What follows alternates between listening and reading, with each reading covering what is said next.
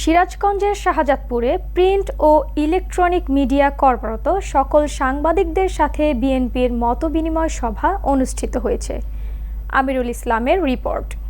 মঙ্গলবার সকাল 11 ঘটিকার সময় খঞ্জনদিয়ার ডক্টর এম এ মুহিতের বাসভবনে উপজেলা বিএনপির সাধারণ সম্পাদক আরিফুজ্জামান আরিফের সঞ্চালনায় ও উপজেলা বিএনপির সিনিয়র সহসভাপতি ও গারাদহ ইউনিয়ন পরিষদের সাবেক চেয়ারম্যান আব্দুল জব্বারের সভাপতিত্বে প্রধান অতিথি হিসেবে উপস্থিত ছিলেন উপজেলা বিএনপির সাবেক আহ্বায়ক ও সিরাজগঞ্জ জেলা বিএনপির প্রধান উপদেষ্টা professor doctor M A Muhith.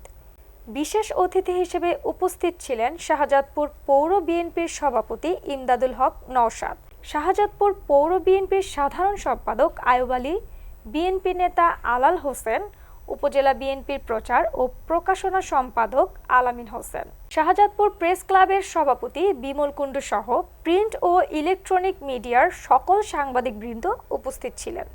এই শেখ হাসিনা পুরো বাংলাদেশটিকে একটি কারাগারে পরিণত করেছিলেন।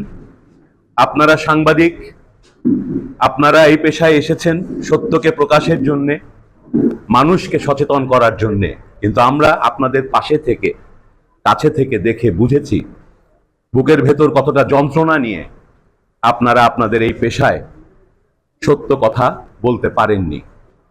কারণ আপনাদের টুটি চিপে ধরা হয়েছিল, যেমন করে টুটি চিপে ধরা হয়েছিল সকল বিরোধী রাজনৈতিক দল, শুধু বিএনপি নয়, আওয়ামী লীগের বাইরে বাংলাদেশের সমস্ত বিরোধী রাজনৈতিক দল, বাংলাদেশের সমস্ত জনগণ, শুধুমাত্র লুটেরা আওয়ামী লীগের কিছু উচ্ছিষ্টভোগী মানুষ ছাড়া সকলকে প্রতিপক্ষ বানানো হয়েছে।